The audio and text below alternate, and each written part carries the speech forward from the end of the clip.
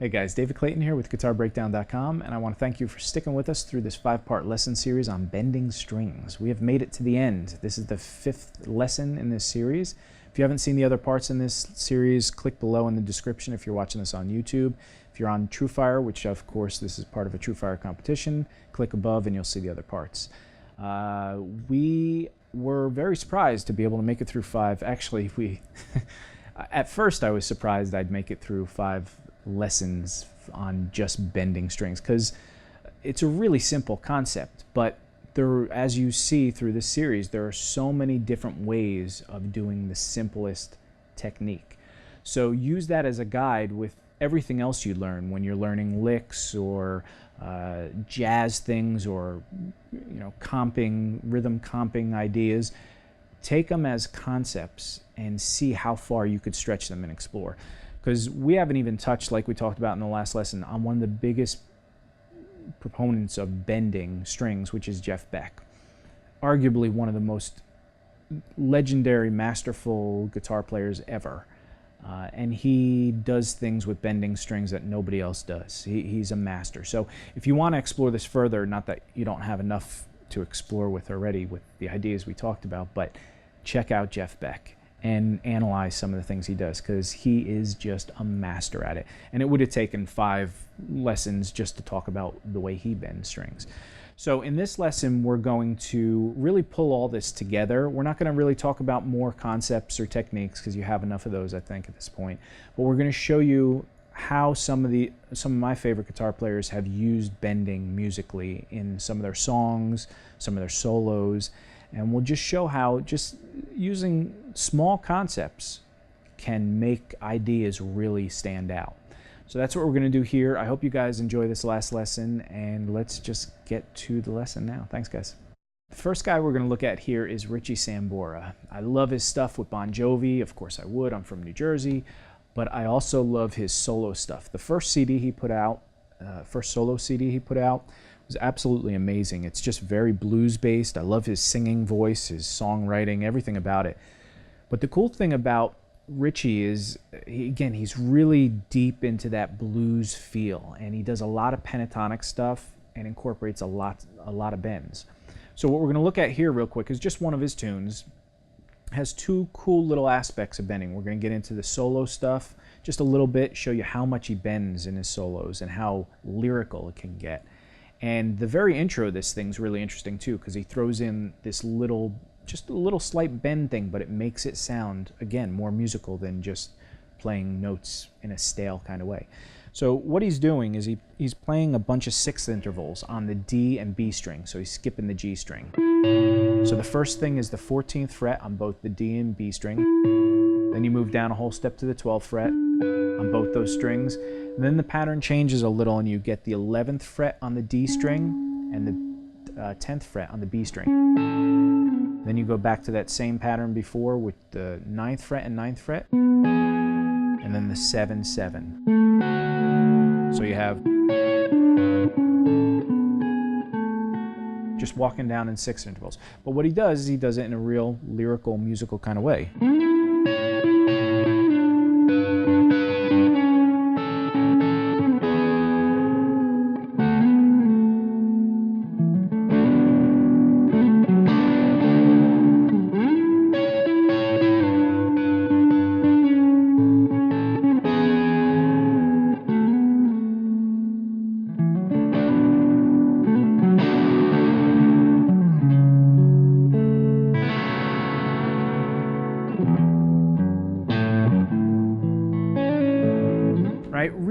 Really cool musical way of now if you caught where the bend was, it was just a real simple thing, but it made this whole thing really come off.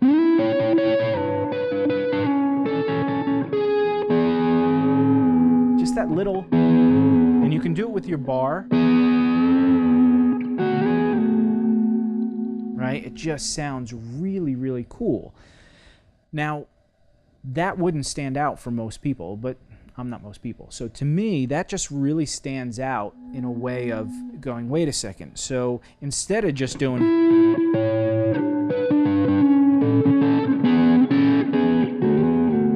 right, just playing those in a stale kind of way, throwing in a bend, even on chords, and we talked about chordal type bendings, it makes it sound lyrical and musical. So that's a really cool, small little thing that Richie did in this tune. So now we'll get into the solo, and I'll show you how much he uses bends in his soloing. All right, so now it's time for the rock and roll portion of this program. We're going to get into the first solo of the beginning of the first solo of Richie Sambora's "Stranger in This Town." It is very pentatonic based. It's very bendy based. You'll see. We're not going to talk really note for note what's going on. It's a pretty simple solo actually, but it's just got such soulful bends throughout the whole thing. So it basically goes like this.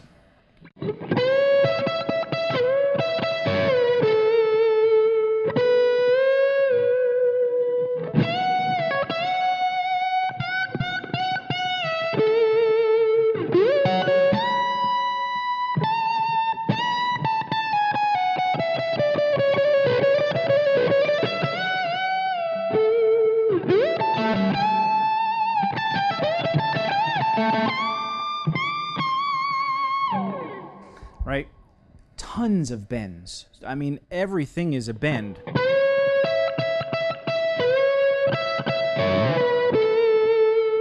Just very melodic though. Right, there's another bend. Singing into another bend. Then landing on a nice note, then. And you see how he sits on a single note and he's playing very lyrically.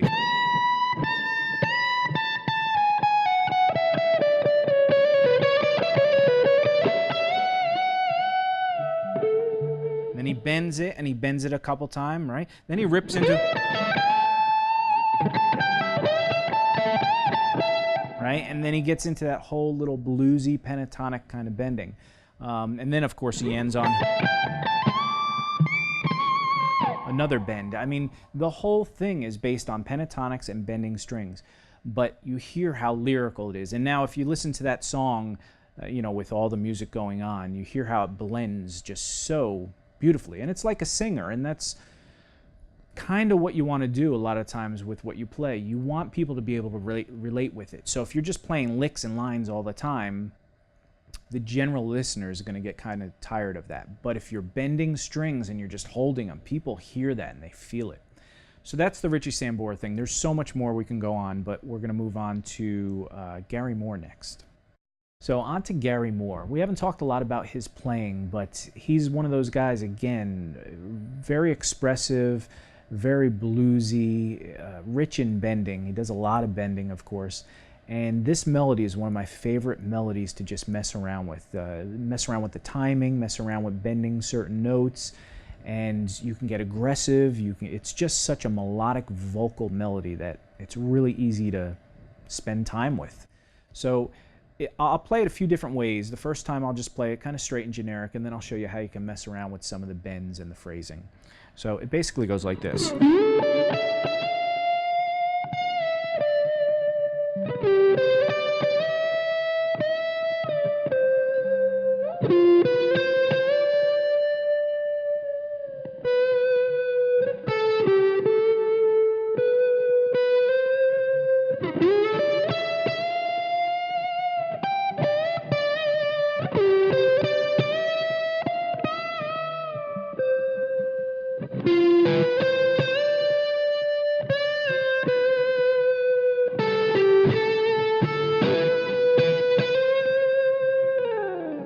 Now, that was pretty straightforward, a little stale, trying to be a little vocal with it, but some of those bends, if you notice, firstly, he's going... Well, we'll talk about the little note for note if you want this. The 14th fret on the G string to the 15th and 17th fret on the B string. Then you bend up a half step from that 17th to the 18th fret. And then you just go back down from 17 to 15. But you want to add some vibrato. Play with the dynamics of the picking. You don't want to pick everything just hard or the same level, so...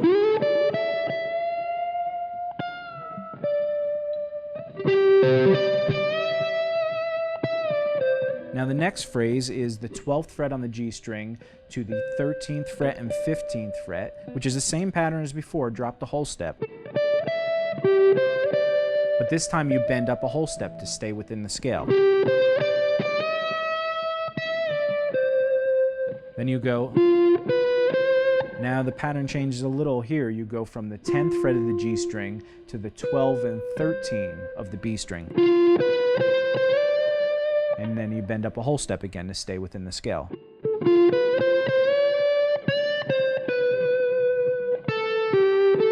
Then you just pivot from 10 on the B string to 12 on the G string. Back to 10, 12, 13 on the B string. So the whole thing.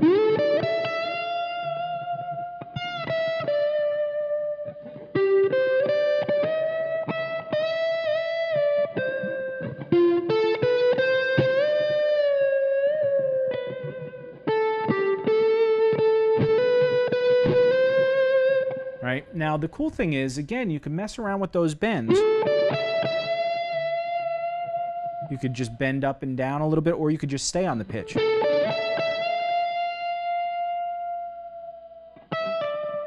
Then you can pick some notes, not pick other notes. You can really pound on some of those notes.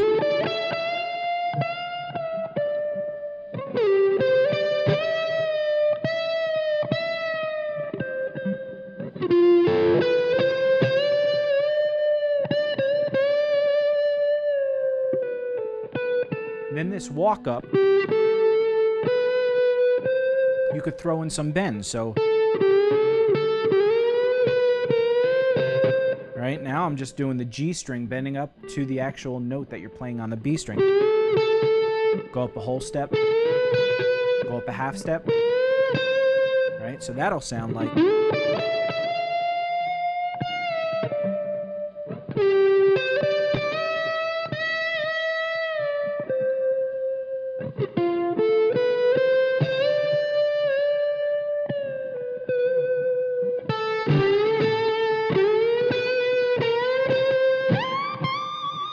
Right? So you hear all those cool little bends, and you can mess around, do the Jason Becker thing that we talked about in the last lesson, where you bend from a note below the pitch or something. So here, right, that's the note we're bending. We'll go down a half step to that 16th fret and try that bend up a whole step.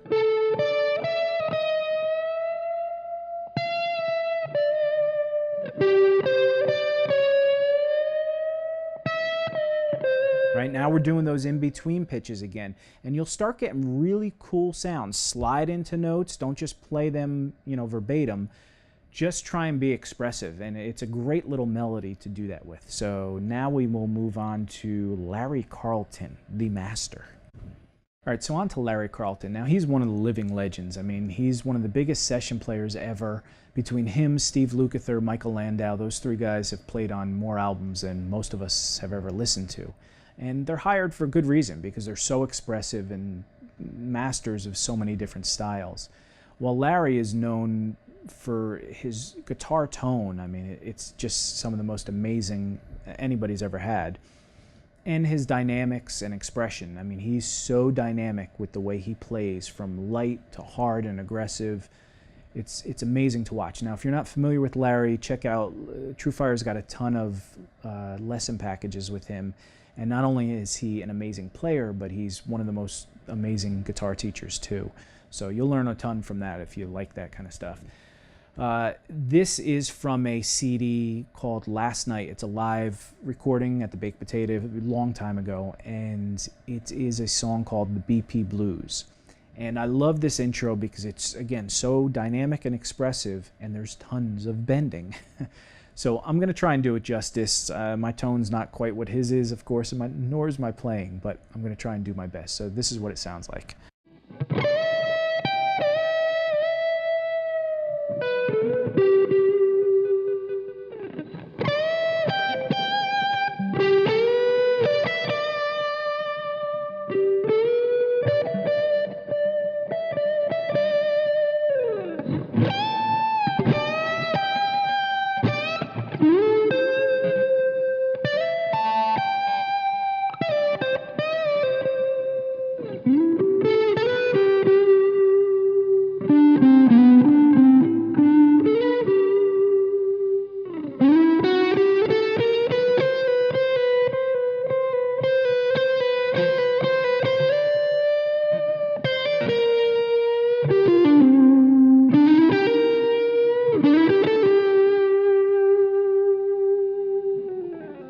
right? Really, I don't know if I captured his soulfulness, but it's, especially without music, when you hear it with the music, it just sounds so good. But you see how many bends there are just in that very beginning. It's all basic pentatonic stuff, right? But he's raising the dynamics of it. He's picking harder, picking softer. He's got,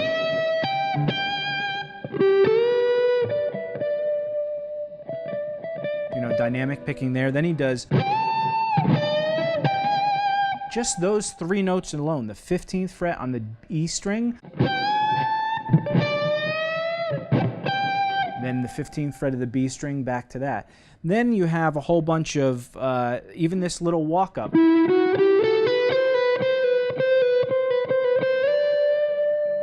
The little thing he does here.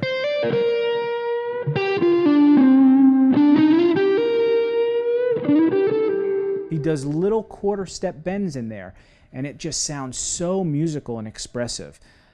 Again, just take a listen to his solos and see how he uses bending notes to be just melodic.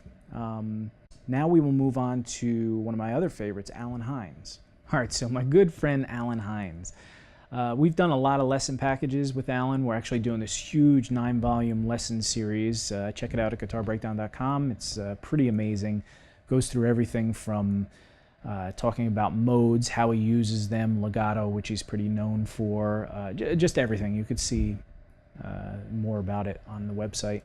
But he does, again, some very subtle bends that make everything very lyrical and musical. And Alan's kind of known for his tone too. It's just all these guys that do this the right way, the expressive bending, they seem to have that tone thing dialed in, from Gary Moore to Larry Carlton to Landau and Alan Hines. So this is a song off of his CD. It's called Fact of the Matter, and there's just a few little bends in here that make this thing. He starts out with a couple bends that are just so expressive. And again, I'll try and do this justice, but it goes like this.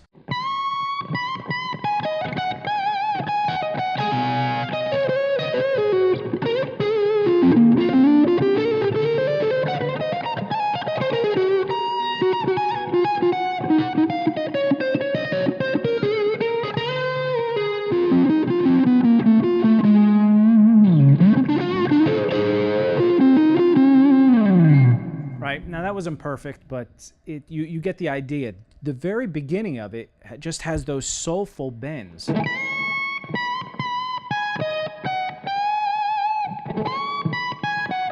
He's just playing basically A-flat minor pentatonic from the 1916.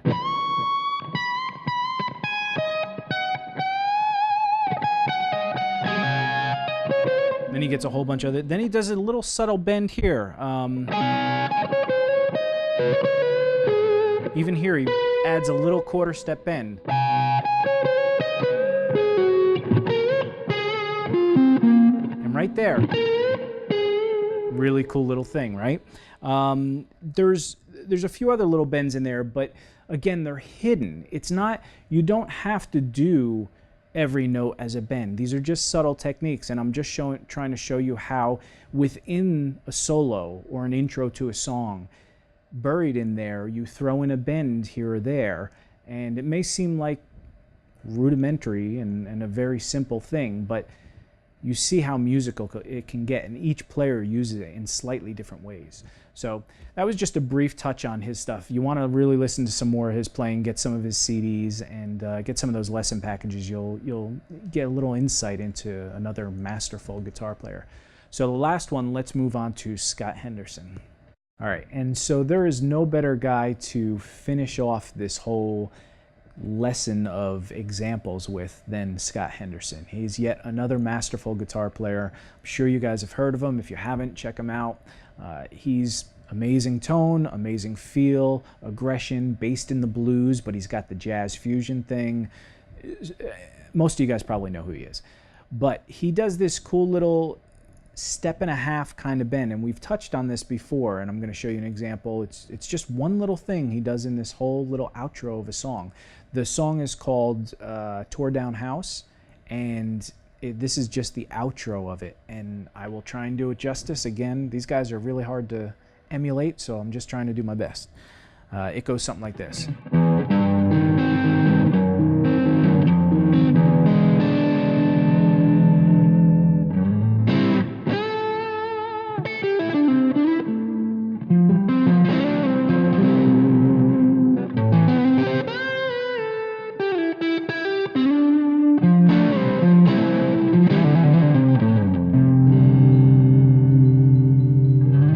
Right, now you see there were only a couple bends in there, but they're skillfully placed, and they bring out something different than, it's that contrast thing. So at the very beginning, he's just going down chords.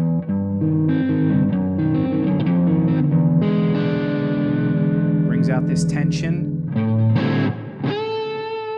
and he screams into a note.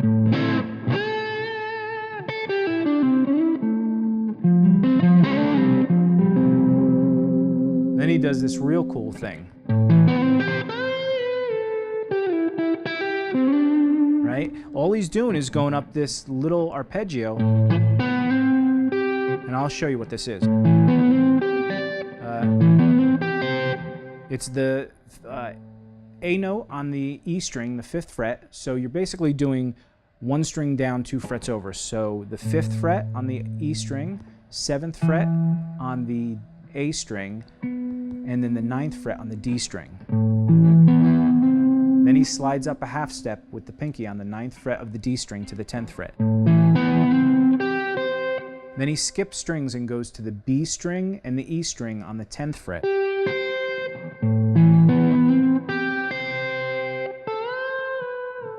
Then he takes the 10th fret on the B string, and this is the cool bend, he bends up to the C note from the A note, so you're going up a step and a half.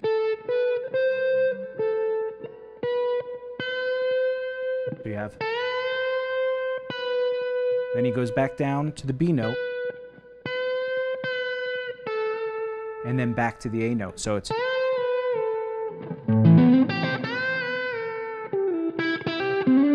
Right? Just a really cool thing. And again, it's that contrast of everything else that's going on to throwing in some crazy bend that just pulls your ear out. So anyway, that is another guy to take a listen to. All his CDs, especially all his blues CDs, but everything from tribal tech to just Chick Corea to everything. He's awesome to get draw inspiration from. So thank you again so much for watching these lessons. I hope you guys have enjoyed them as much as we enjoyed putting them together. There's just so much you can do with the littlest concept, bending a string. Who would have known it could have taken, maybe I drew it out a little, but for me, I think there's just so much to talk about. So hope you guys enjoyed this. Thank you again to TrueFire for putting this contest together. Thank you for all the contestants that are in this. They're such cool guys. And whoever you vote for definitely deserves to win this, because every single guy in this, I think, is talented as a teacher and a player, and they all deserve to win this, especially me. No, I'm just kidding. So if you haven't voted, though, please do click, I think it's this way, click to vote, and I appreciate it, and I hope to see you guys around. Check out guitarbreakdown.com. And if you have any questions, feel free to email me. If you guys want any Skype lessons, go over to guitarbreakdown.com, and I offer those as well.